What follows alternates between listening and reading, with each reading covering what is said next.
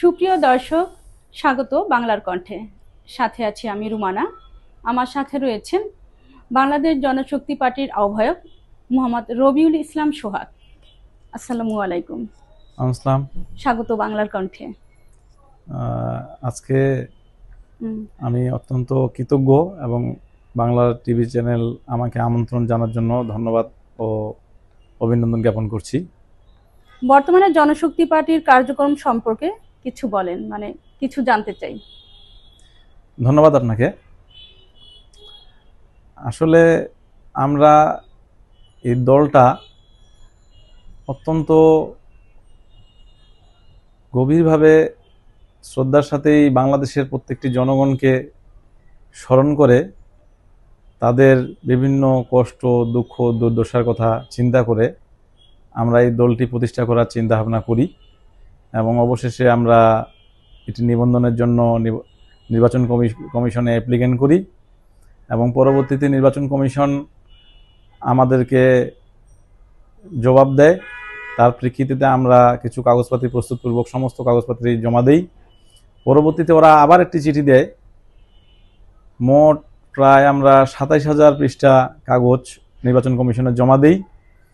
পরবর্তীকালে যখন আমাদের আবেদনপত্রটি বাতিল করে আমরা খোঁজ নিয়ে দেখি সর্বশেষ যে চিঠিটি দিয়েছে সেখানে যে ৪টি ধারা তারা আমাদেরকে দিয়েছে, গঠনতন্ত্রের ৩টি আর একটি মনে হয় সম্মত বাসা ভাড়ার বিষয়ে। তো আমরা সঠিক জবাব দিয়েছি এবং আশা করি আমরা নির্বাচনে নিবন্ধন পাব। তো আমরা পরবর্তীতে এই নিবন্ধনটি পাওয়ার জন্য মহামান্য হাইকোর্ট ডিভিশনে রিট পিটিশন দায়ের করেছি। তো এখন সেটি প্রক্রিয়া কোর্ট চলমান, কোর্ট বন্ধ রয়েছে। তো সেক্ষেত্রে কোর্ট খুললে আমরা এটি হিয়ারিং করব এবং আশা করছি আমরা বাংলাদেশের এই মহামান্য হাইকোর্ট ডিভিশনের কাছ থেকে, বিচার বিভাগের কাছ থেকে ন্যায় বিচারের মাধ্যমে দলটি নিবন্ধন পাবো আশা করছি। আরেকটা প্রশ্ন, দেশের সামগ্রিক আইন শৃঙ্খলা পরিস্থিতি সম্পর্কে কিছু বলেন। আসলে বাংলাদেশে যে বিষয়টি লক্ষ্য করা যাচ্ছে যে চারদিকে শুধু মব জাস্টিস লক্ষ্য করা যাচ্ছে।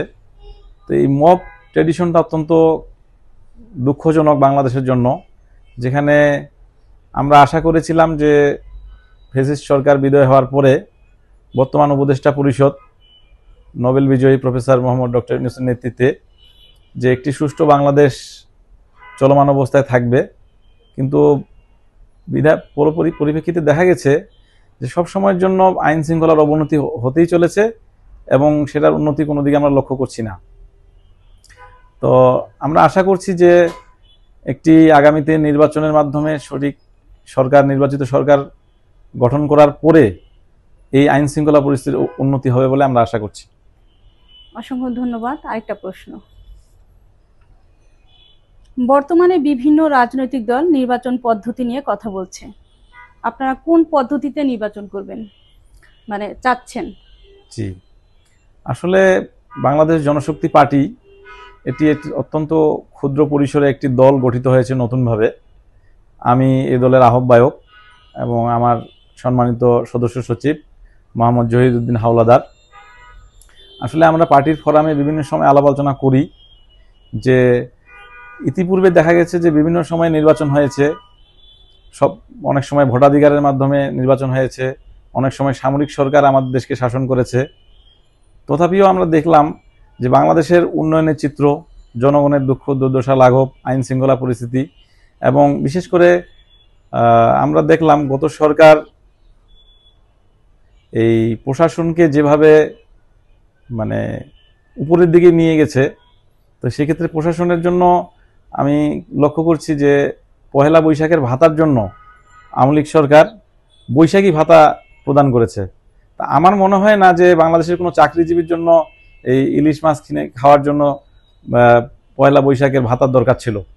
আমার মনে হয় একটা গ্রামের কৃষক, শ্রমিক, যারা রিক্সা চালায়, যারা দিন শ্রমিক আনে, দিন খায়, এই ধরনের লোকের জন্য তাদের উচিত ছিল যে কিভাবে তারা পয়লা বৈশাখ উদযাপন করবে বা একটা ইলিশ মাছ কিনে খাবে। তো আমরা সেই প্রেক্ষিতে দেখলাম যে বিভিন্ন সরকার যখন বিভিন্নভাবে নির্বাচিত হয়েছে, তো কোনো সময়ের জন্য বাংলাদেশের নিম্ন শ্রেণীর মানুষ, অর্থাৎ তারা কখনো সুফল ভোগ করতে পারেনি। তো সেই ক্ষেত্রে আমার নির্বাচন পদ্ধতি নিয়ে আমাদের দলের পরিসরে একটি আলাপ আলোচনা হয়েছে, যেখানে আমি প্রস্তাব রেখেছি যে শাসন ব্যবস্থা একটু ভিন্ন আঙ্গিকে করার জন্য, যে এই দেশের উন্নয়নের জন্য প্রচুর কাজ করা দরকার। তো আমি মনে করি যে কোনো একক রাজনৈতিক দলের পক্ষে এই সমস্ত কাজ করে সম্ভব নয়। তো বাংলাদেশে নিবন্ধিত রাজনৈতিক দল বর্তমানে রয়েছে 51টি, অনিবন্ধিত রাজনৈতিক দল রয়েছে প্রায় 121টি। তো আমি মনে করি যে সবাই মিলেমিশে যদি কাজগুলো ভাগ করে নিয়ে করা যায়, তাহলে আমার মনে হয় অনেকাংশেই সুবিধা হবে এবং বাংলাদেশ একটি উন্নয়ন রাষ্ট্রের দিকে আগাবে। সেই প্রেক্ষিতে আমরা আমাদের দলীয় ফোরামে একটি মিটিং করে আলাপ আলোচনা করেছি যে এখানে রাজনৈতিক ভারসাম্য আনার জন্য একটি রাজনৈতিক ব্যবস্থার মাধ্যমে একটি শাসন ব্যবস্থা প্রতিষ্ঠা করার, সেখানে দলীয় স্টেক হোল্ডারদের একটি অংশগ্রহণ থাকবে। সেটা প্রত্যেকটা দলের একটি করে প্রতিনিধি নিয়ে জাতীয় পরিষদ গঠন করার জন্য, যে জাতীয় পরিষদের সদস্যরা নিজস্ব সুযোগ সুবিধায়